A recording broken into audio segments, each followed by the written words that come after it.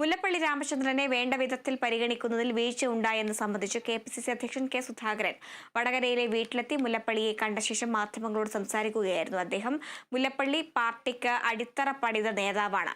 അദ്ദേഹവുമായി വ്യക്തിപരമായി അകൽച്ചയില്ല. പക്ഷേ കമ്മ്യൂണിക്കേഷൻ ഗ്യാപ്പ് വന്നു. മുല്ലപ്പള്ളിയുടെ അനുഭവ സമ്പത്ത് ഉപയോഗിക്കാൻ പറ്റാത്തതിൽ ഖേദിക്കുന്നു.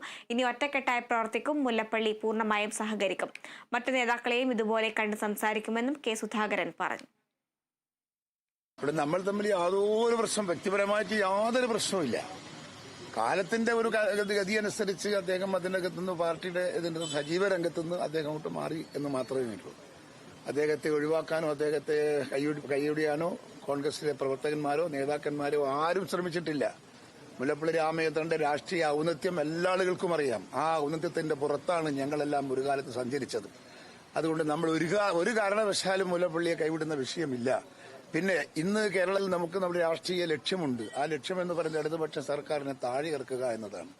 ആ താഴെ ഇറക്കാനുള്ള പോരാട്ടത്തിൽ ഒരു മുട്ടുസൂചി ആയുധമാക്കേണ്ടി വന്നാൽ ആ മുട്ടുസൂചി ആയുധമാക്കുക എന്നതാണ് രാഷ്ട്രീയമായ ശൈലി.